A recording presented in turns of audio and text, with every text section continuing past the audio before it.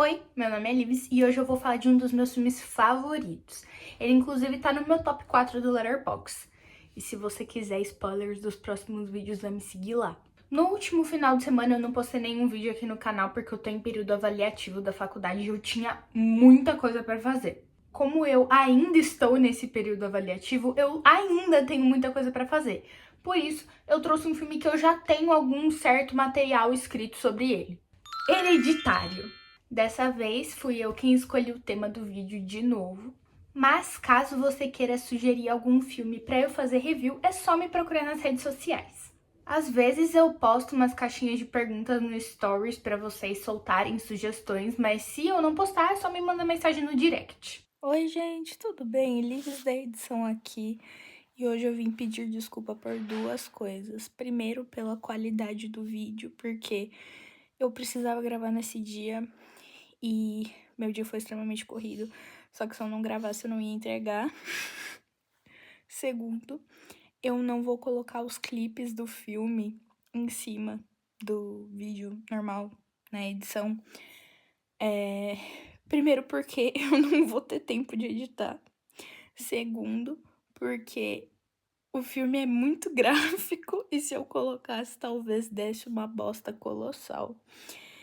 E, tipo, em termos de restringir meu conteúdo, até porque eu nem sou monetizada ainda, porque eu só tenho 20 inscritos. Mas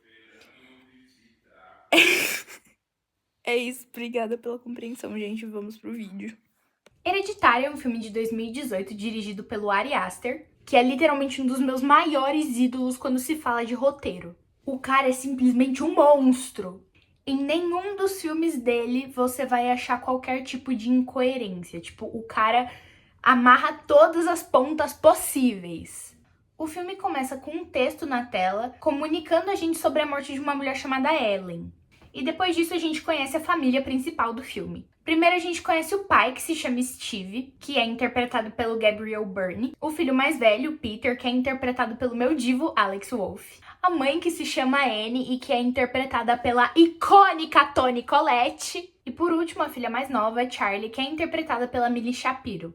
Nessas primeiras cenas, o filme já mostra pra gente um pouco da dinâmica dessa família. O Steve é quem media todas as situações, o Peter tá mais preocupado consigo mesmo, a Annie remoe os sentimentos dela em silêncio e a Charlie se isola. A gente descobre que essa tal Ellen é mãe da Annie, e a família tá se preparando pra ir ao funeral, só que eles não acham a Charlie de forma alguma. Lá fora, o Steve vai até a casa na árvore deles e ele vê que a Charlie acabou dormindo lá. Algo que ela aparentemente anda fazendo desde a morte da avó. Depois disso, a gente vê a Annie fazendo um discurso no funeral. Ela comenta sobre não conhecer a maioria das pessoas que estão ali em luto pela mãe dela, mas que isso não é incomum, já que a Ellen era uma mulher muito privada. Nesse papo todo, a gente nota um colar meio esquisito no pescoço da Annie. Depois a gente vê que a Ellen, dentro do caixão, também tá usando um colar idêntico. Ainda durante esse discurso, a gente vê a Charlie fazendo um desenho da mãe discursando.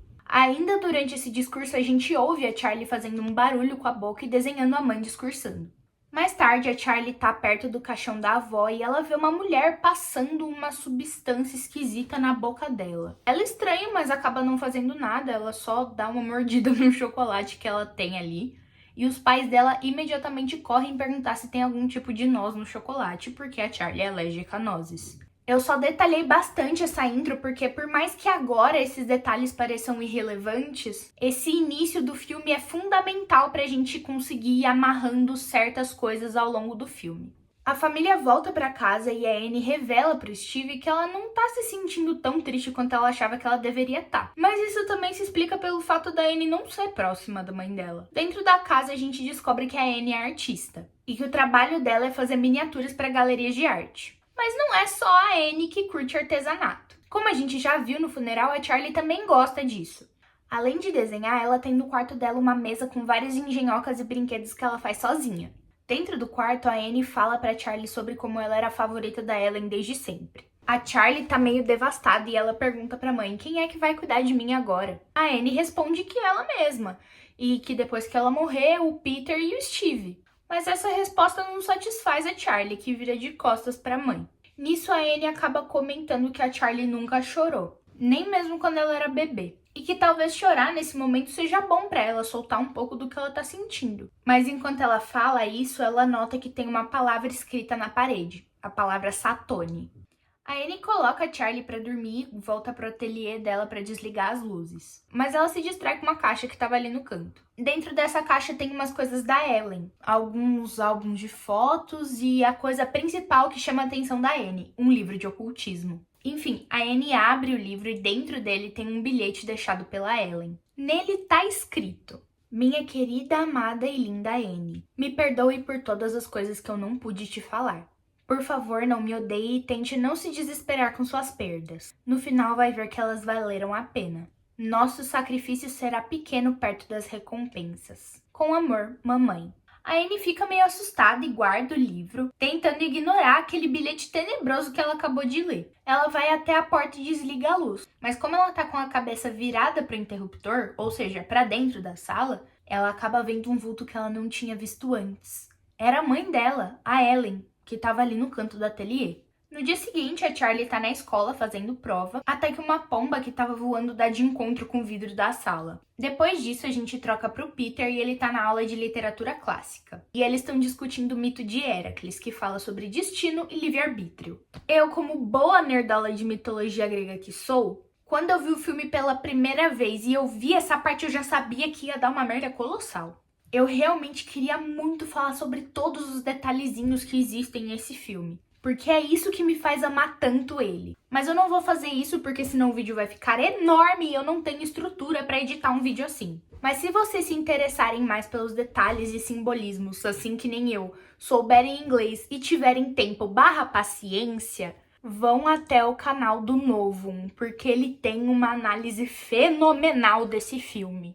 A gente volta pra Charlie e vê que depois de terminar aquela prova, ela vai até o pátio da escola pra procurar aquele pombo. Ela acha o pombo e simplesmente corta a cabeça dele fora usando uma tesoura e guarda no bolso do moletom. Inicialmente a gente pode até achar que isso é só pra mais uma das engenhocas dela. Mas se você já assistiu Hereditário, você sabe muito bem o quão importante as cabeças são nesse filme. Quando ela guarda a cabeça do pombo no bolso, ela vira de volta para o pátio da escola e ela vê uma mulher do lado de fora, que tá sorrindo e acenando para ela. Em casa, a Annie tá trabalhando em mais uma miniatura. E olhando pro ateliê em cenas anteriores do filme, a gente já sabe que essas miniaturas são meio que uma forma de materializar certos traumas da vida da Annie. Talvez para lidar com eles de uma forma mais saudável do que, sei lá, alcoolismo. Ela sai do ateliê e ela ouve um barulho estranho vindo do quarto onde a Ellen estava dormindo antes de falecer. Ela entra e vê um triângulo entalhado na madeira do chão do quarto. Depois disso, o telefone fixo da casa toca, mas enfim, o Steve atende e é dito pra ele que o corpo da Ellen foi desenterrado. Mas ele acaba não contando pra ninguém, acho que justamente porque ele não quer preocupar a Annie. À noite, a Annie vai até um grupo de apoio, tipo aqueles de clube da luta, sabe? Mas esse não é para homens com câncer de próstata e sim para pessoas que estão lidando com luto. Nessa rodinha, a Annie acaba soltando o longo histórico de transtornos mentais da família dela. A Ellen tinha TDI, o pai morreu de inanição decorrente de um quadro de depressão extremo e o irmão se matou devido à esquizofrenia dele. Em casa, o Peter tá dando uma bongada e ele recebe uma mensagem de um amigo avisando que no dia seguinte vai ter uma festa. No dia seguinte, a Charlie tá no quarto dela, fazendo um negócio que parece ser um brinquedo e a cabeça da pomba tá ali na mesa dela. Enquanto isso, ela continua fazendo aqueles barulhinhos que ela tava soltando com a boca desde o funeral. Um raio de luz azul passa rapidamente pelo quarto e isso distrai a Charlie, que sai da mesa dela e vai olhar pela janela do quarto. Ela vai até o lado de fora, segurando a cabeça do pombo, e ela sai andando meio que sem rumo. Enquanto isso, o Peter tá dentro de casa pedindo o carro emprestado para ele poder ir para aquela festa. E a Annie solta a fatídica frase que todo irmão mais velho, inclusive eu, já ouviu. Você só vai se a tua irmã for.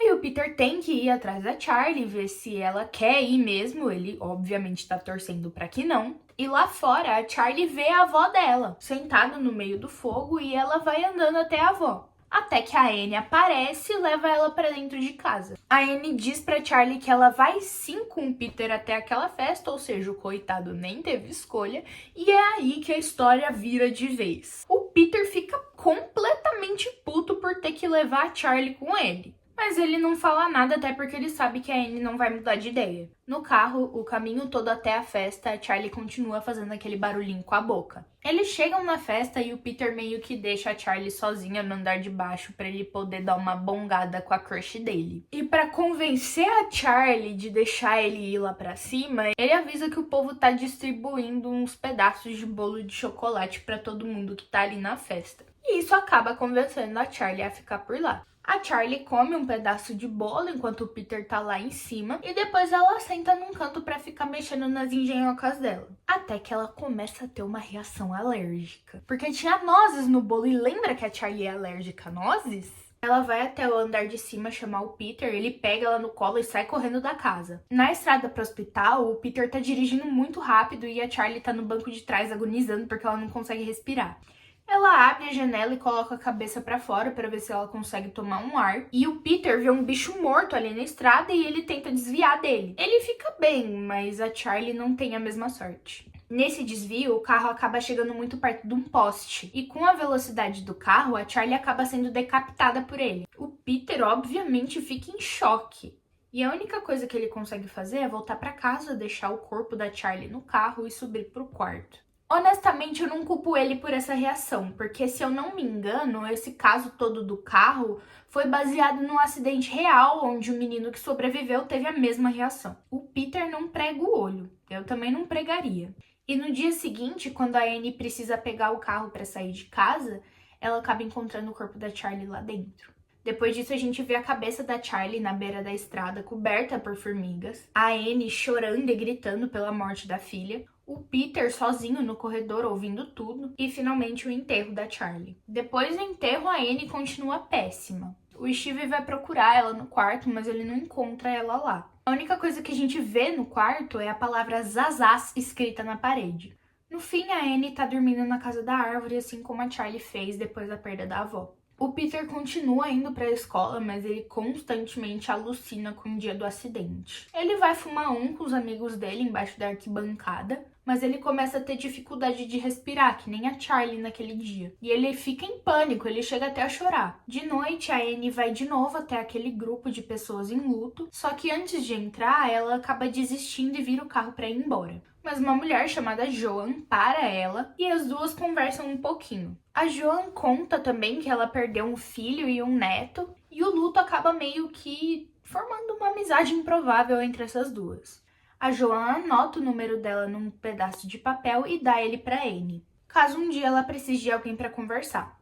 A Anne sai com o carro e volta para casa. No meio da noite, a Anne sai do quarto e vai até a casa da árvore, que é o único lugar que ela tá conseguindo dormir atualmente. O Peter tá deitado no quarto dele e ele começa a ouvir os barulhinhos que a Charlie fazia com a boca. Mais uma das alucinações que estão deixando ele maluco. No dia seguinte, a Anne pega aquele papel que a Joan deu pra ela, e isso dá a entender pra gente que ela ligou pra Joan e depois ela acaba indo até a casa da mulher. Quando ela tá na porta, ela nota um tapete. Aqueles tapetinhos de bem-vindo, sabe? E ela acaba comentando com a Joan que a mãe dela bordava tapetes idênticos. A Anne começa a desabafar um pouco com a Joan sobre a morte da Charlie e sobre a relação dela com Peter. Ela conta sobre um episódio de sonambulismo que ela teve há uns 2 anos atrás, onde ela foi até o quarto das crianças, molhou todo mundo de solvente de tinta e quase tacou fogo em todo mundo.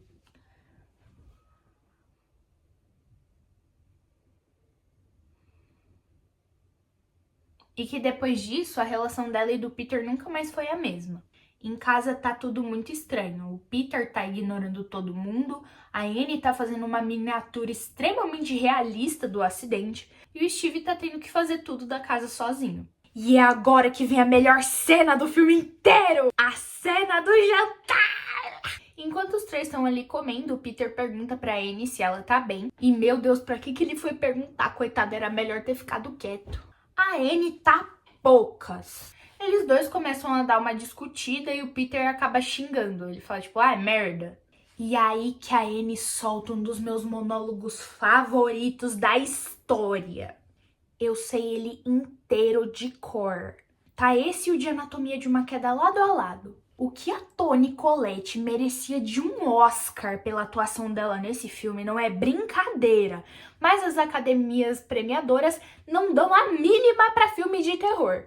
No dia seguinte, a Anne tá saindo de uma loja de artesanato e ela encontra com a Joan, que fala que ela conseguiu entrar em contato com o neto dela por meio de uma médium espiritual e um ritual. E ela acaba convencendo a Anne a ir até a casa dela para ela mostrar esse ritual. A sessão dá certo e realmente o neto da Joan se pronuncia ali e a Anne fica completamente enjoada e decide ir embora. Mas antes dela ir, a Joan meio que dá um tutorialzinho de como ela fazer, caso ela queira entrar em contato com a Charlie, e aí ela deixa a Anne ir pra casa. De noite, a Anne vai dormir no quarto dela, só que ela começa a ver várias formigas rastejando. E elas acabam guiando ela até o quarto do Peter, que tá completamente coberto por elas. Claramente é um sonho que ela tá tendo, porque do nada ele já não tá mais coberto de formiga. Eles começam a conversar e nisso a Anne acaba admitindo que ela nunca quis ser mãe do Peter, que ela já tentou abortar ele várias vezes, só que a Ellen impressionou ela a continuar com a gravidez. Do nada, no meio dessa conversa, os dois parecem estar cobertos de solvente de tinta, igual aquele episódio que a Anne teve no passado. Um fósforo acende e os dois queimam. A Anne acorda assustada e isso meio que motiva ela a fazer o ritual para falar com a Charlie. Ela acorda o Peter e o Steve para eles também fazerem parte daquilo. E os três vão até a sala e a Anne meio que tenta convencer eles a fazerem o ritual junto dela. Começam a acontecer mais ou menos as mesmas coisas que aconteceram na casa da Joanne. Mas tem algo diferente. O Peter comenta que o ar parece ter ficado mais pesado. E a vela que estava na mesa apaga do nada. Por um momento, a Anne parece ter sido possuída pelo espírito da Charlie e o Steve joga um copo d'água nela para ver se ele tira ela do transe. O Peter tá completamente assustado e começa a chorar. Depois disso, aparece mais uma coisinha escrita na parede. Liftout Pandemonium.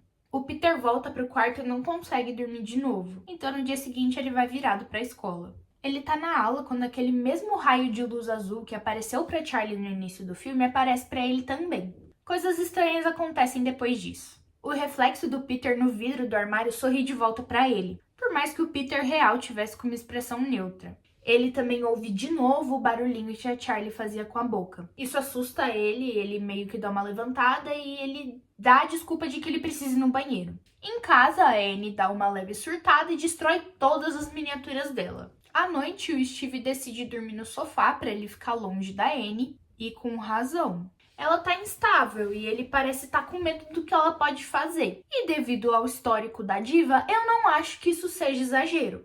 A Anne tá no quarto, mas ela começa a ouvir um barulho de lápis desenhando no papel. E ela vai olhar o que é. Ela segue o som e vai até o quarto da Charlie. E lá ela acaba vendo um lápis desenhando sozinho no caderno da Charlie. O Peter tá no quarto dele dormindo, mas ele tem pesadelos com a Charlie no quarto dele e um par de mãos tentando arrancar a cabeça dele fora. Os desenhos que estavam sendo feitos no caderno eram todos do Peter, dele chorando com os olhos riscados. A Anne pega o caderno e decide jogar ele na lareira, mas quando ele começa a queimar, a manga do casaco da Anne começa a queimar junto.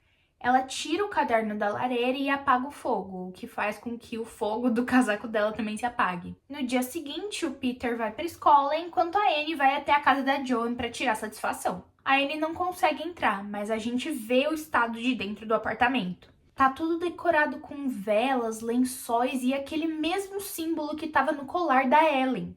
Na mesa que antes a Joan tinha usado para mostrar o ritual para Anne, agora tinha entalhado um triângulo e dentro dele tinha uma foto do Peter. Olhando de novo para o tapete, a Anne se dá conta de uma coisa e sai correndo de volta para casa. Na escola, o Peter tá lanchando do lado de fora e ele começa a ser atormentado pela Joan, que começa a recitar umas palavras em outra língua. A Anne volta para casa e ela sai correndo direto pro ateliê para mexer nas coisas que estavam na caixa da Ellen.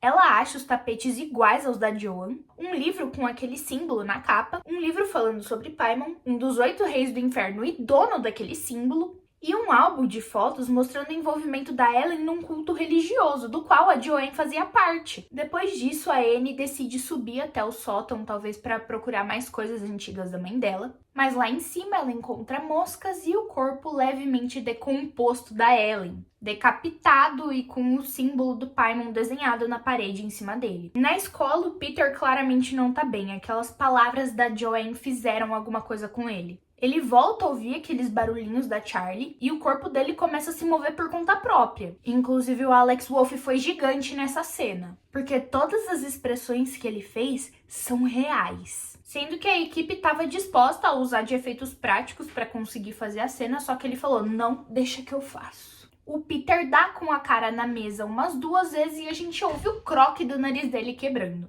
E ele finalmente acorda do transe, gritando desesperada e com o rosto sangrando. Em casa, o telefone fixo toca, mas a Anne não atende. É o Steve quem vai buscar o Peter na escola e levar ele de volta para casa. E quando a Anne vê que ele tá machucado, ela já começa a se desesperar. Mas ela ajuda o Steve a tirar o Peter de dentro do carro e leva ele até o quarto dele. Depois disso, a Anne tenta convencer o Steven a checar o sótão pra ele ver que realmente tem um corpo se decompondo lá em cima. E ela não tá maluca. Ele vai e realmente vê o corpo lá dentro. A Anne também mostra o álbum de fotos e a relação da Ellen com a Joanne. Mas o Steve acha que a Anne tá piroquinha das ideias e que foi ela que desenterrou a Ellen e deixou o corpo dela decompondo lá em cima. Ela fala sobre estar ligada com o caderno de desenho da Charlie e que ela precisa que o Steve queime aquele livro para conseguir salvar o Peter da maldição. A Anne beija o Steve, se despede dele e pede de novo para ele queimar o caderno. Coisa que ele não faz. Ele fala que a Anne não tá bem e que ele precisa chamar a polícia.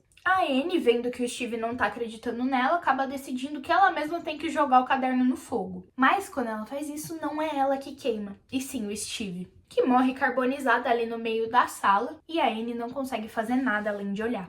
Mais tarde, o Peter acorda e chama os pais. Quando ninguém responde, enquanto ele tá se movimentando pela casa para ver se ele acha alguém, a gente consegue ver a Anne dando uma de Dona Aranha ali no fundo dos frames. O Peter chega na sala, vê o corpo carbonizado do pai e antes de ele conseguir processar o que tá acontecendo, ele vira para trás e vê um cara peladão sorrindo para ele.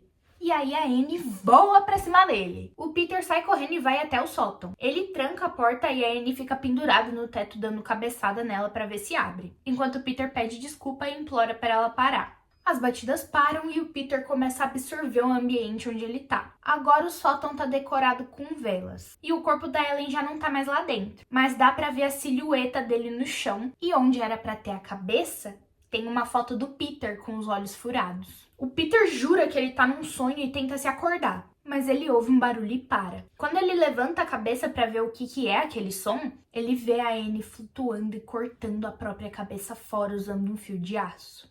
O Peter para de olhar para a mãe e ele vê 3 senhoras peladas num canto olhando e sorrindo para ele. O Peter sai correndo e pula da janela do sótão e se estabaca no chão. Ele levanta a cabeça do chão e vê o corpo da Anne levitando até a casa na árvore. E isso faz ele se levantar. Ele, com um olhar vazio, solta o mesmo barulhinho que a Charlie fazia com a boca. E sai andando até a casa da árvore. No caminho ele vê mais pessoas peladas, mas dessa vez isso não parece incomodar ele. Quando ele finalmente entra na casa da árvore, de primeira ele vê velas e adivinha, mais pessoas peladas. Quando ele se vira, ele vê um manequim de madeira, mas ao invés da cabeça normal dele, ele tem a cabeça da Charlie, já meio quebrada e entrando em decomposição, usando uma coroa. Na frente desse manequim estão os corpos decapitados da Ellen e da Anne, curvados no chão quase como fazendo uma reverência. A Joanne vai até o manequim e tira a coroa da cabeça da Charlie e coloca ela na cabeça do Peter. Ela começa a falar com ele, mas chama ele de Charlie e diz que tá tudo bem, que agora ela é Paimon. A expressão do Peter é vazia enquanto todos os cultistas gritam "Salve Paimon!" E é assim que o filme acaba. Agora vocês entendem porque eu precisava falar desse filme, né? Não ironicamente, eu acho que desde que ele lançou ele tá entre os meus favoritos. E isso não mudou até agora, 7 anos depois. Como eu já falei em outros vídeos, eu sou obcecada por terror. Saber que esse foi o primeiro longa-metragem do Ari Aster me deixa maluca. Porque além de o cara escrever o filme, ele dirigiu ele de uma forma maravilhosa. Tudo bem que eu pessoalmente não gosto muito de Bolt Tem Medo e ainda não assisti Eddington, mas eu pago um pau do caralho pro Ari Aster. Como eu já falei anteriormente, eu não vou falar de todos os detalhezinhos do filme. Mas se você quiser uma análise maravilhosa, vai ver a que tem no canal do Novum. E se você quiser algo menor e mais conciso, eu vou colocar na descrição um material que eu escrevi sobre esse filme há uns 2 anos atrás. Ele fala um pouquinho mais sobre os personagens em si, o ocultismo na história e a alegoria à saúde mental, que chega até a ser meio escancarada se você ignorar um pouco os aspectos sobrenaturais da trama. No mais, é isso. Eu espero que vocês tenham gostado do vídeo. Eu tive que dar uma certa corrida para eu conseguir entregar ele a tempo, enquanto eu ainda estou fazendo outras coisas da faculdade. Mas eu realmente gosto de fazer esses vídeos, por mais que eles me deem um certo trabalho. Não se esquece de se inscrever no canal e curtir o vídeo. Se você conhece alguma pessoa que também curte Hereditário, manda esse vídeo pra ela. Me segue também nas minhas redes sociais caso você queira sugerir próximos filmes pra eu fazer review. E interagir com as coisas que às vezes eu posto por lá, por mais que eu seja meio inconsistente, low profile e não poste nada quase nunca. Mas é isso, até o próximo vídeo e tchau!